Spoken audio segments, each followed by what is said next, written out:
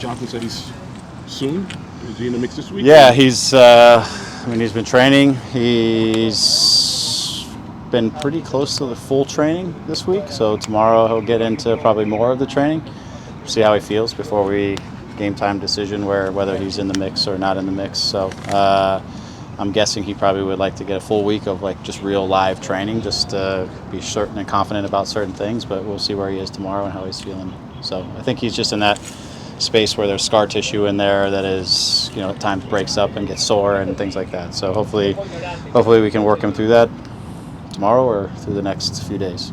You're in a 3 games, it's 7-8 stretch. Yeah, we're 8-20, potentially 8-26. Yeah, so this next week it's a game every 4 days, and then after that it's every 3 days. So it gets busy for us. Might that be a good thing? Yeah, I think for our guys, I'd love to get out and play. It's going to be nice to play 3 games at home in a row, just to try to get some momentum and some rhythm and some of those things, hopefully on our side, and ideally play well and get some results and build something out of this little stretch. It's just been not as smooth as we would like it to be, but this is an opportunity in the month of May where a lot of things can evolve and change if we can get that momentum on our side. The inability to control the game in Orlando, what does that say also, among other things, about just the importance of Ricky being on the field and not having somebody else who can do what he does? Yeah, a part of it is, as I said to the guys, it took us 43 minutes to actually find the structure that we wanted to play out of. And for too much of the game, partly because early on we turned over balls that we shouldn't, and it didn't allow us to get time on the ball to establish our positional play and the structure that we wanted to be in that would ensure us possession. And because of those turnovers and then us not getting into our overloads and the shapes, it just became a game with a lot of turnovers, transitions. It's expensive defensively, and if you're in Florida and you're having to defend in long stretches, it just becomes expensive physically. And so that was a problem. Second half got a little bit better in terms of that side of things. But for sure, as Ricky is in there, then it ensures some mobility. It ensures some overloads in certain areas. It definitely gives us, he can wiggle out of pressure sometimes in games when teams are high pressing. He can do a little bit something different. And this game, adapting the way we didn't give us the solutions that we wanted to off the bat, and that became a struggle through the first part of the game. The other thing for me with Ricky is that the way he sees the field and sees the game, he brings a coherence that he's the coherence to the attack in a lot of ways. Yeah, he's a guy that can improvise inside of things sometimes that you need when it gets bogged down or when spaces aren't as crystal clear. He can improvise and scoot through a space that doesn't look like it's there and open up a new game. I think it's also a guy who he can choose moments when the game needs to go fast, when the game should slow down. I felt like we didn't do a good job of that. There was times when we broke the pressure last game and we rushed to a finish, a low percentage finish, and in that time, because of the defending work, we needed to establish our possession and we needed to establish control of the game. And Ricky gives us, sometimes better decisions in that. Sometimes, again, just that more fluidity that we need to ensure some of the things that we want to do. He certainly helps us in that way. Did Douglas come off with an injury? He did. He first play of the game, free kick, I think, or second play, he injured a calf. So he wasn't sure. He said while he was warm, he wasn't totally sure if what he felt was what he thought he felt.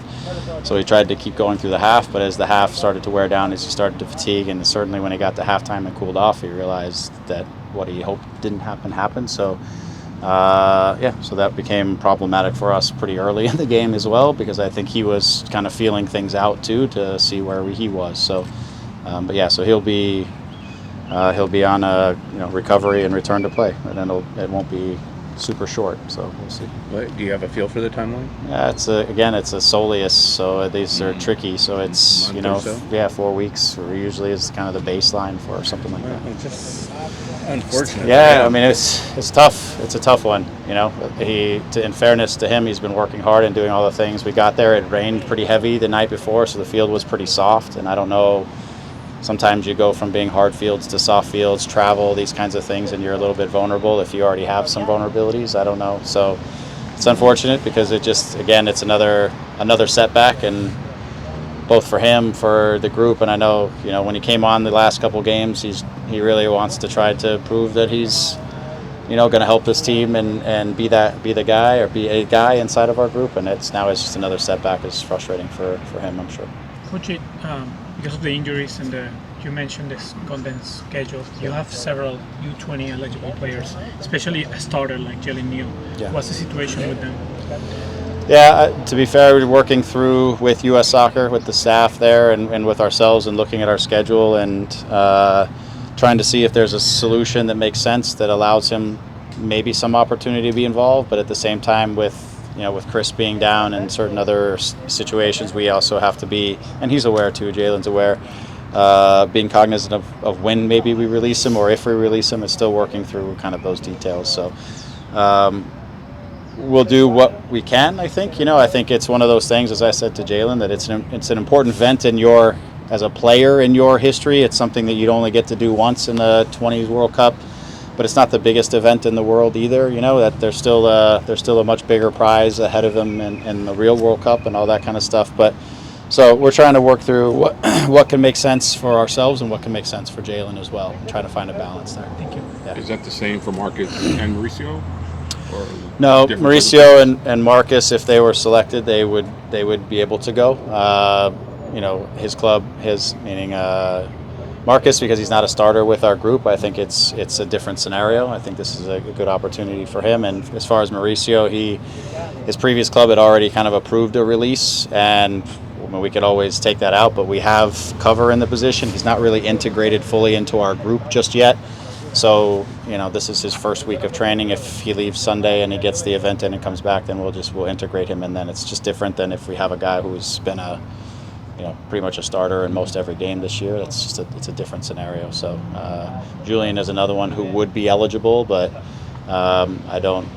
everything I'm getting from that side is that they won't call him in if he's starting for us, that they feel like that's a better scenario for him. So.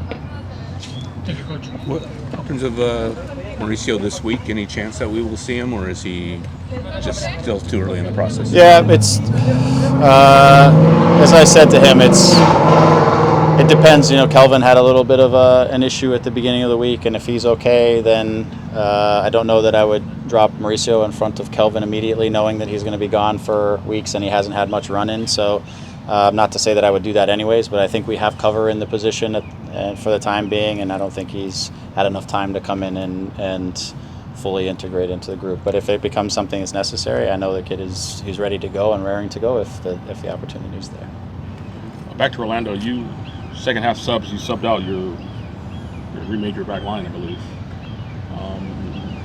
Neil came out. Jalen was cramping. Guys were struggling in the humidity. Well. Yeah, both of them were cramping. I mean, we were 60 minutes in, and they were struggling physically, cramping up. Again, as I said to you, by not having and controlling the possession in the first half, it became physically expensive. And the humidity and the warm weather that is Florida, if you overexert and you're not efficient in the game, then you're gonna pay for it somewhere. And those two guys who are not used to our league and maybe not used to playing in all the different environments that you encounter in MLS between altitude and humidity and all the different things. They're new to the league. I think it was a little bit of a shock to the system. I think the guys who've been through our league and been in these different places just have a better understanding of what they're encountering in each of these different venues, if you will. Your thoughts on facing the Rapids? Yeah, they're a tough team. Obviously Robin, know him well and his competitiveness and what he's expecting from his group.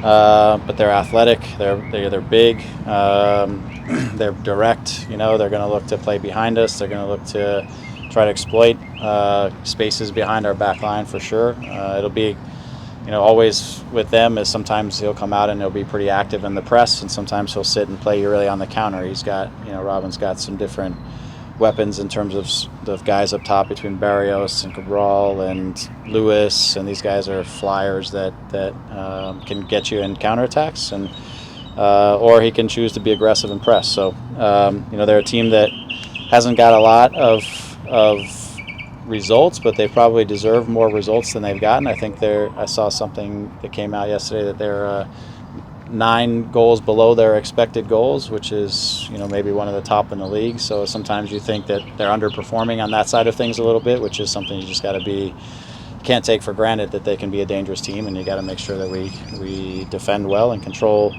the things we can control and try to keep the ball. And when we do have the ball, we need to be also very aware of the transition moments. I mean, this is a formula I say to you guys, I feel like, about every time we play at home, that we've got to be able to be responsible with the ball. We've got to create and finish chances. And we got to keep a game at 0 and give ourselves a chance to get on the front side of it, and then from there we can play from a positive position instead of a chasing position.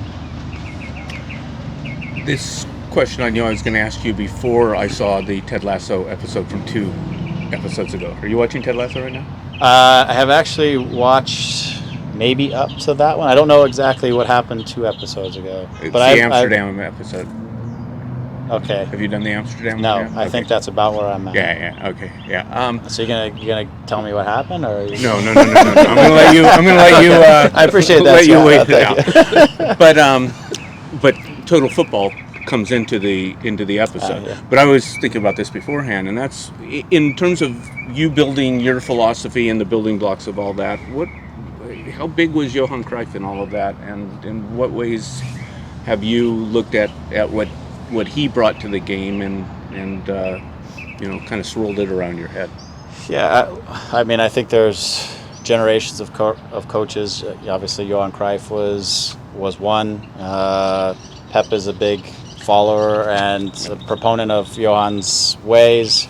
Pep is somebody and his teams that I pay a lot of attention to and have dialogue with some of his assistants, or and a little bit here and there about our group and some of our ideas and things like that. But these are all things that for sure I enjoy. They're teams that want to have the ball. They're teams that want to have soccer players on the field and want to control the game and manipulate the opposition in possession and all those kinds of things. Be an attacking oriented team and all those kinds of things. So and Pep continues to evolve it. I mean, if you watched the game the other day, he takes Stones, who's a center back, and he just shifts him up into the defensive midfield position. The interesting thing is they never really changed the structure. The structure is still kind of in possession, a 3-4, 2-3, if you will, and he keeps those wingers high. But it's really interesting to see these different players, take up slightly different roles inside of the structure that is pretty consistent for them, and how comfortable they are. They've used Alvarez now, who is a second forward, and he still drops down and plays now in the half space a little bit, like an attacking midfielder where De Bruyne is. And so just the evolution of each of these guys it's been fun to watch. I look at our guys and not in the similar ways, but I look at them in ways that we can use them in versatile setups but trying to keep our structure as similar as we can. So there's a lot of things that I think about. It's about superiorities. It's about overloads. It's about a lot of things. Overloading a back line, putting guys in the right spaces. So anytime the opposition steps to press you, the solution should be there. It's built into the structure and the movement that they're doing, and that's why they have so much possession, and it's so hard to defend them. So it's fun to watch. I mean, watching the last few Man City games and what they're doing right now is exceptional, and it's evolved the game. And then a lot of teams to counter it have come out and they start to really high press, and you see that type of style countering it, where teams don't want to have the ball. They're really pressing. They're not allowing you to get into those rotations when they can, so it creates a lot of back and forth, in terms of how teams want to play, and those styles are, contradictory to each other and play against each other. So it's fun. It's, love to watch that kind of stuff. One of the biggest things of that Total Football and Cruyff's philosophy was collectivism. Yeah. And the collective reading and everyone doing that. In what ways did that influence you? Yeah, again, it's the school of thought that I subscribe to more than others, and so you've heard me say a lot. It's about game reading, and it's about not just the individual's game reading, but it's about the collective group game reading.